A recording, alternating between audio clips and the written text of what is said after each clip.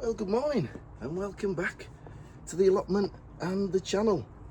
I'm doing this on a Saturday morning because I normally do it Sunday, but Sunday's tipped for rain, as I mentioned in the last video. So I thought I'd come down today and shoot the video today rather than risk getting soaked tomorrow. I was down yesterday and I did quite a lot of work, managed to do quite a lot of weeding. Flying rat there. And yeah, so what I want to do today is just take you around and just show you how things are coming on. We're now in August. What have we got? Probably another 6-7 weeks before things start to turn a little bit, and before you know it, we'll be staring down the face of October, at which point I've definitely got to get this fire rigged up so that it's all set for the winter. So what I think I'm going to do today is, like I say, go around, give you a plot tour at the beginning of August, see how things are, and also I'm going to do a little potato reveal later on towards the end of the video, because the kestrel main crop have gone over, and I think that's been one of the issues with having that intense heat for such a long period. It's just forced things on a lot quicker, hence the sunflowers in the planter went over, and certainly the kestrel are ready for taking out. So I'm not going to take them all out, I'm just going to do a little reveal, see what they look like, and we'll go from there. So we'll just start quickly in the greenhouses. Not much to show you there, but I'll show you anyway. We're at this end.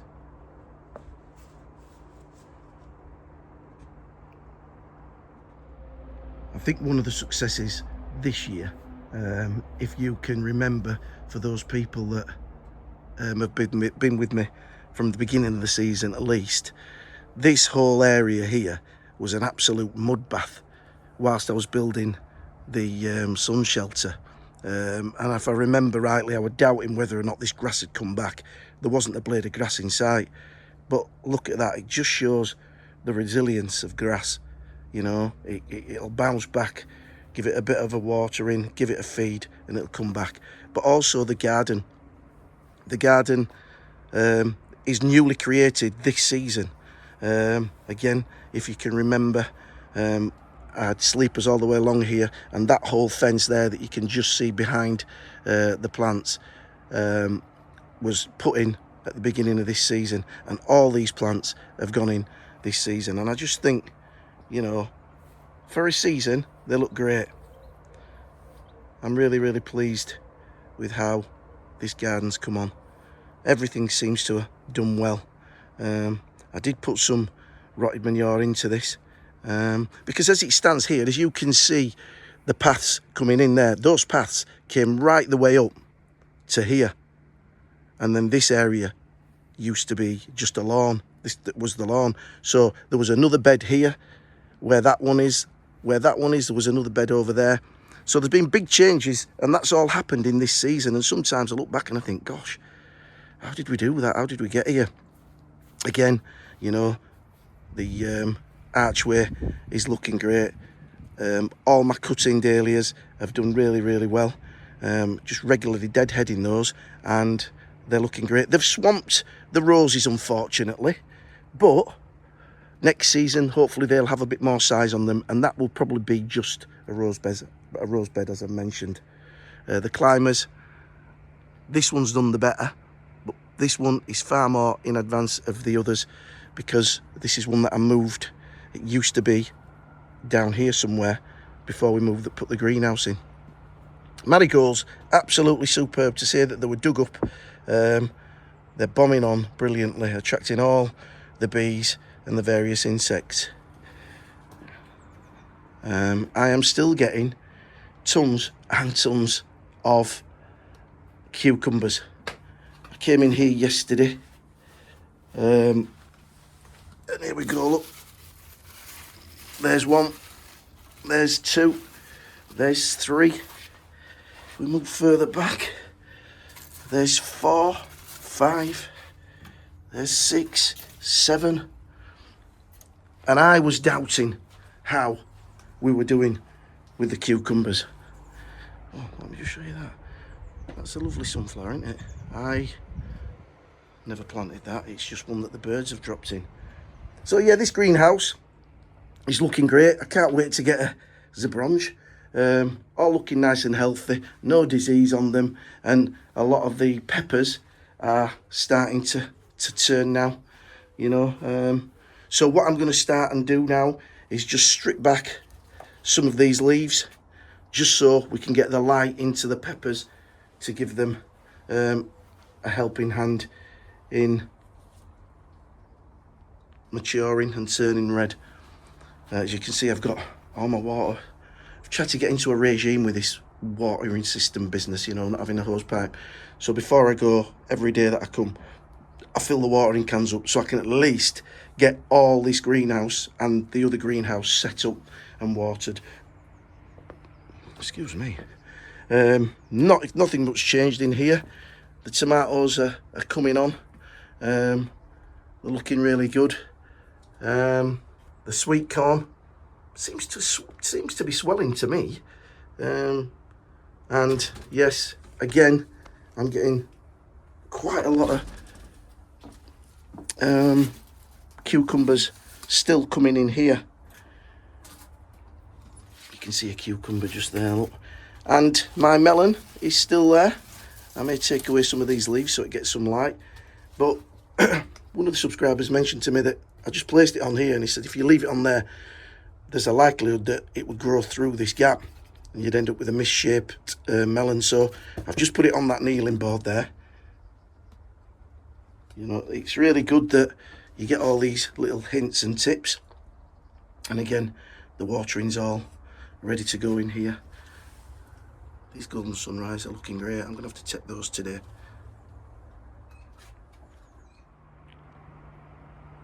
Right, let's go onto the plot. And these phormiums were out of one of my planters, and I brought it down here, got it down, but it's split. So rather than just throwing it away, I just potted them on, and every single one of them have come. You're probably looking at £24-25 for a plant like that. So I'm glad that I potted those on so they can go into my planters as and when we need. So down here is the stuff that I don't know what it's called, but I was speaking to Dan, who is the guy that I told you about from Zimbabwe that's got a plot right up at the very top there. And he's turned that over in a matter of 3 months, something like that. He's done really well with it. You can even see just to the left of Mick's greenhouse there, his sweet corn and his maize. It's absolutely huge, and I can't wait to take you up. And he has agreed for me to come up and have a chat with him. He's working this weekend, so we're hoping to get something probably next weekend. So stick around for that, because it is quite a sight to see. So then I'll be able to get him to tell us what these are. Over here, the beetroot doing really well. They're getting quite a decent size on them now. Well, let's just see if I can get in there. Let me see any. You can only just see the tufts, but the beetroots themselves. But they're going to be good to go in a few weeks' time. This is a different view of the garden. The back here. Need to get some canes for the gladioli just to stand them up straight. Right, so we turn around here at the fennel and the chard border. He's doing okay. At the side here, the carrots are doing very well. I gave those a weed yesterday, and we're getting quite a good germination rate on the spring onions. I think we've got 3 rows of Lisbon, white Lisbon, a couple of rows of the blood red. So they're doing okay. To say it's my first time of direct sowing, really. I've never been a lover of it. Now we get into the cabbages and the brassicas, and they are looking absolutely tremendous. I'm really pleased with how they're doing. The sprouts doing okay. I haven't staked them, and I should have done, because that one's leaning over there, but the quality of the leaves are fantastic, so I'm really pleased with those brassicas. Seems to be getting some sort of rust on these dwarf beans. I'm not sure whether that's been a lack of water, but they're coming on okay. I've been taking a bunch of those each time I've gone. As you can see, there's gaps there, and eating those. The runner beans, finally, at last, are going absolutely mental.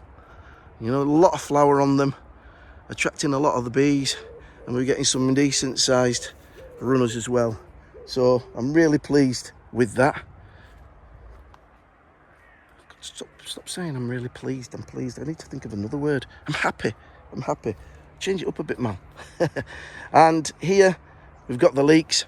Starting to get a little bit of rust. So I have been watering these. So it'll be interesting to see how they do, particularly the ones, as I say, in the tubes. We're going to keep an eye on that. And then we move on to the sweet corn. At this moment in time, there've been no damage from the rats. I am doing the sock thing. But looking at it, I'm going to have to get decent sized socks, because that is massive. Look at this one in here. That is absolutely huge. Now, when do we know that these guys are ripe?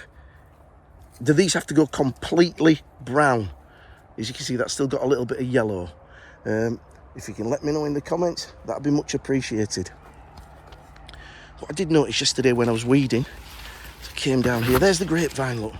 It hasn't done an absolute thing. It's just sat there. But patience is a virtue. I was down here and looking at this grapevine and weeding this sweet corn bed, and remember, I put some cucumber plants outside because I thought if we're going to have a warm summer, these might take. And look at this here. We've got a cucumber there. There's another cucumber underneath there. So, doing really well for cucumbers, even though I'd written them off. These teddy bear sunflowers are absolutely well worth the money. I'm definitely keeping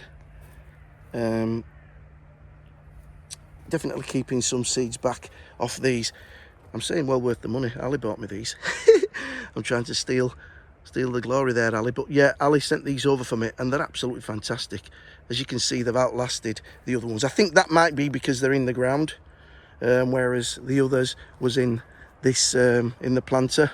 I've added a little bit of compost to the top of that new compost, horse manure, sorry, to the top of that compost that I put in the other day. So that should revitalise it. And somebody mentioned chrysanthemums, maybe, just to add a little bit of colour through to sort of like the autumn time. So I'm going to see if I can buy some pot plants and see if I can put something in there just to make them look good from now till autumn. The bees are still getting whatever they can off them. The tomatoes, these are the plum tomatoes here. There's plenty on them. I've tried to expose all the vines. As you can see, normally I just leave them. I don't do anything, but I've been tempted this year just to peel them back, as I've done here, get all the foliage away so that we can get some light to these currently green tomatoes. But there's plenty there, so I'm really happy with that. We'll move across here now to the Brassica bed, where we have got some cauliflower, I think there's brigadier in here. We've also got some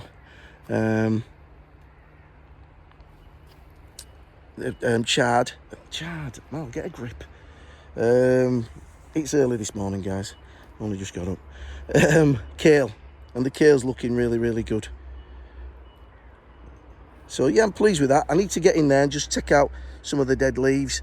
There's one or two weeds that I missed yesterday, but overall I'm very, very happy. Said it again, man. You're happy. If you're happy, you're happy. Right, and here we are at the potatoes. Now, as you can see, I did two rows of different varieties. So there's 2 rows here, 2 there, and the very end one is the spare row. And as you can see, the kestrel, I believe they are starting to go over. So I'm going to get the fork out and we'll do a little reveal later on and just see how those are doing and how they've done. A few people have reported that they've had decent potatoes, not a lot of, you know, any sort of scab on them or wireworm damage. I think that's due to the dryness of the soil. There's not many, you know, slugs about and things like that. The courgettes are swamping the rhubarb. Believe it or not, there's a rhubarb in there somewhere. They're swamping. Then I've been getting quite a few yellow ones. I don't know if I've got any green ones since I discovered the mammoth marrow. No, I think that's absolutely took everything out of that plant. The yellow one, I took a couple off yesterday. These 2 beds have been prepped. They've got some fresh compost on there, and they've been tidied up. I've still got 2 bags of new potatoes, Charlotte's there. Take those when I need them. More tomatoes in here. I've been getting quite a few tomatoes off this bush plant here. There's quite a lot to be picked. Underneath there you can see. So I'm gonna go through those as well. Probably do that through the week. Across here you can see behind the tomatoes I have a pumpkin, and it's in the crookneck bed. So I think it's come from over this side and it's set itself there. That's looking good. And you can see on this plant, one of my first butternuts is coming through. Getting a bit of powdery mildew on them. I think that's the crookneck, and I think that crookneck really is nearly done. I took one out yesterday, but it was exhausted, but it's given me probably 15, 16 crookneck squash. Over here is the parsnips. I think these ones are, which ones did I transplant? I can't remember now. I think it's these. I think I transplanted these, and then these are the others. I've not looked at any of the heads yet. Are we seeing there? There we go. You can just see down there. Decent size, but I'm not as confident this year with my parsnips because, as I said before, I think I got mixed up when I was transferring the soil from the back plot. I've got mixed up, and I think there are some stones in amongst this compost. So we will see in the future. I've still not separated, divided this lettuce. Thinned out. I'm going to have to do. I might not bother with them. And some decent radish on there. As you can see, the remaining squash that I had are doing really well. I told you before, I ain't got a clue where to water, so I just pile the water on where I can. That's where the crookneck squash was. I've taken that out. That's got a load of new composting and a little bit of manure, so I'm pleased with that. Carrots doing fine. Been picking those, you know, as and when we need them. There's plenty there to see me through the season. Lily's bed is looking decent for this time of year. Those lavateria have really come on and brightened up this bed. Cosmos, guys, cosmos. I remember when I used to be able to get cosmos, and they were a nice, dainty sort of plant, probably around, I don't know, maybe a foot to a foot and a half high, and flowers on every single stem. The ones that I've had these last few years have just been huge. huge, full of green foliage and not much flower. You know, all this fluffy stuff, these are all cosmos. And I bet you there's one cosmos flower there. And you look down and there's a couple on this one. But they just seem to get massive. I don't get it. Maybe I'm getting the wrong varieties. I need to look into that, because I've put some at home in places where I thought they'd sit and they'd look well. And they've actually absolutely swamped the garden. So that's a job for me later on today to take those out. The basil bed is there. Needs a bit of a deadheading. And the herb beds are doing fine. They don't mind sitting dry, don't those? I give them a bit of water. And there's the other one, the mint, the thyme. And, oh yeah, here we go. We've got 3 butternut squashes there. And we've got the other pumpkin there. I came yesterday, burnt all my rubbish. All the weeds got burnt. And overall, yeah, weeded everywhere. The only thing I've got to do now is the paths. Particularly over this side here. But they're so easy to pull up, the weeds. When you've got them in here, they're dead easy to get out. So I've got to sort these paths out before I like to get some new wood chip down, probably around September time. My mate brought some the other day. I'm not going to use that. It's not that great. I'm going to wait probably till end of September and get some more and do the whole plot. Right, I just need to nip you talking about crooknecks. Here we go, look. How many crooknecks is there? 1, 2, 3, 4, 5, 6, 7, 8 crooknecks there. So those certainly do the job. We're experimenting with those at the minute and trying different ways to cooking them and adding various ingredients to them, garlic, that sort of thing. And we're working on it. I don't like to give up on things, but the first time they were a little bit plain for me. Right, let's nip outside the plot. So as you come straight out of my gate here, somebody has taken this plot and they've started to tidy it up using some of the wood chip that was over in the car park. It's the same people that've got this plot. Well, I think they've got 2 halves there. So this is the 3, that's a half a plot, is that? They've taken that on. So at least that's going to be tidied up. I mowed all the paths, I think it was through the week, all the way around the site. The 1, 2, 3 rows and the bottom and top row. Took me about an hour and a bit. Bring you around here. I had to tidy up this verbena because it's just getting beyond a joke. You couldn't get through. And what I've done here is set up this little seat for the pumpkin to sit on and not obviously get snapped off. I'm just worried that somebody's going to walk past here and go, oh, look at that, I'm going to have that. Particularly, you know, in the next month or so. So let's hope that doesn't happen. So yeah, the verbena's gone. I've got to mow that path, but I'll do that after. And go to this side. Now, that pumpkin there, I was under the impression it was a bambino. And I think I've got this wrong.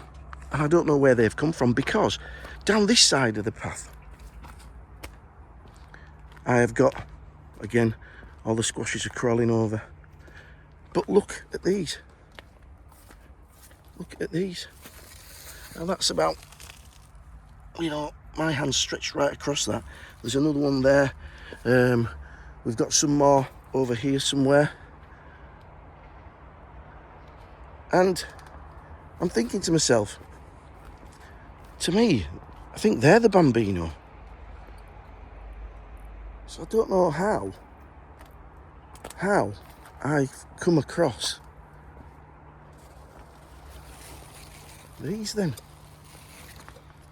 So I'm going to have to look back on my videos and see what's what. My fruit trees are doing okay. Still a little bit small. But do you know what? To say that they've only been in this bed for a season. They've done well. I actually took one of the apples off the apple tree there and tasted it yesterday, and it tasted absolutely beautiful. A little bit bitter, so there's a little bit of time to go on, but they were really, really nice. But really pleased how they've done, to say it's the first season. And again, this is probably a view that you don't get of the plot. I think we've got quite a decent size plot compared to certainly people down south who, you know, they could probably fit, some can probably fit about 4 plots into my 1 plot here. But yeah, oh, I've also got these blackberries as well. These have been planted here for some time now, and this is the first year that they've ever done anything. So, made up with that. Look at that. Look at that, flying rat. Just sat there, leaving its mess on my windows.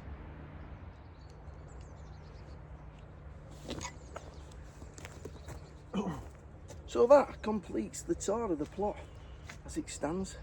And overall, you know, I'm quite pleased with it. So here we are at the potatoes. I just thought, I'm not taking them today.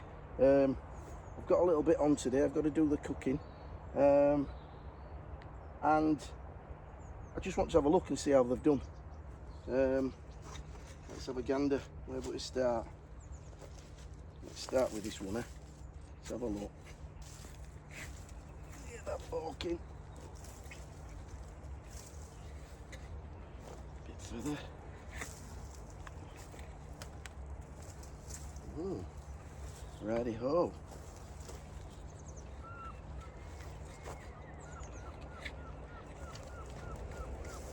Right, I'll bring it a little bit closer so you can see what we've got. So, here we go. Let's have a quick look in here. So these are main crop kestrel, and they're not bad sizes. There's no damage that I can see. So I'm quite pleased with these. Having said that, he spoke too soon. There's a little bit of slug damage on that one. So that's been some activity with the slugs, but probably not as much as you'd normally have. That way.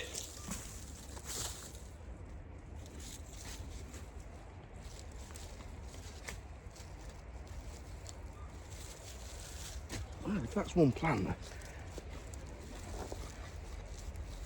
thought there'd be a few more than that, but if I come up to the right, well, that looks like that is one plant, isn't it? Which really isn't a lot. I don't know now if I'm straying into this row here, but overall, that's a good potato. Not too big, but that'll be fine, and I do like the taste of kestrel. Right, I'm not messing with them, as I say. We'll do that another day.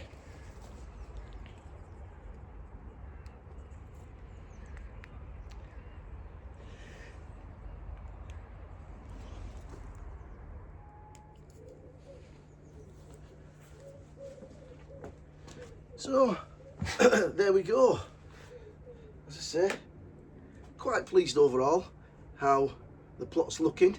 Those potatoes, a little bit more investigation required, but the quality of them certainly look good. The quantity might be a little bit on the low side, but that's just putting my fork in a couple of times, so I'm not going to judge that too soon.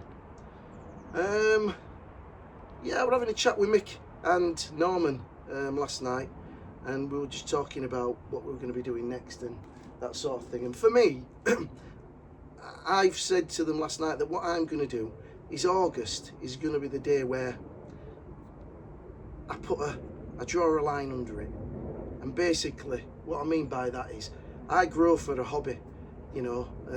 It's not a business, it's just purely for fun, and it's for the enjoyment that I get out of it. So it's pretty much sort of like the end of the season for me. I won't be sowing loads of stuff now and doing all that and going into winter and having loads of I'd like to get on with projects in the winter. You know, there's still plenty to do. I've got the fire to fit. Talking of fire, I might need another one. I'll tell you about that another day. I've got the fire to fit. I've got loads of DIY stuff to do around here, which I like to do in the winter.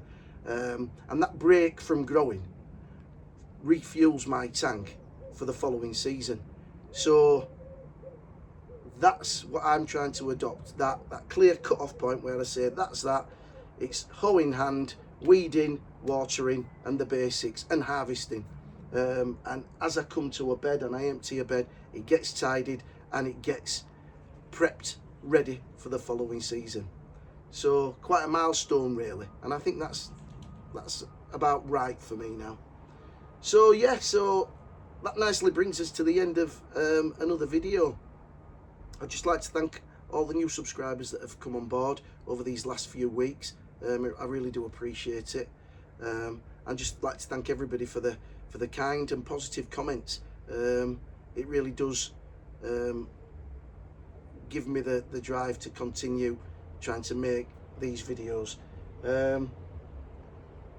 Hopefully next season I'm gonna maybe try and just up the ante a little bit with the quality of the videos. I see some YouTubers out there and they've got some great videos, they have music and blah blah blah. Whilst I love that,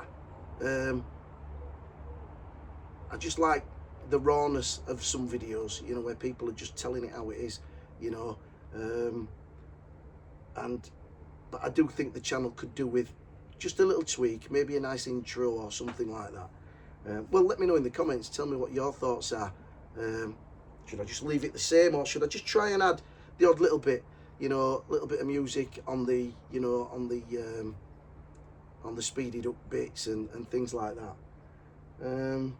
But yeah, I'm rambling on again. I always do that at the end of videos, don't I? So I'd just like to thank you all once again. I hope you all have a fantastic weekend. I'm away now to go do a little bit of Caribbean cooking, putting to practice the skills that my dad gave me. We're gonna have chicken, rice and peas, which is a staple in a Jamaican or West Indian household. It was something that we used to have every Sunday. Not when I say every Sunday, my mum liked a roast dinner every now and then, but we certainly did have chicken, rice and peas a lot. And it's one of those dishes that you do that tastes even better the next day. So I'm away to get that sorted before the wife gets in and get into bother. So until the next time, guys, hopefully midweek. And as I say, fingers crossed, I might be able to take you up to Dan's plot if he's around next weekend. So until then, everybody take care. As I say, enjoy the weekend, and I'll see you through the week. Until then, happy growing. I'm off.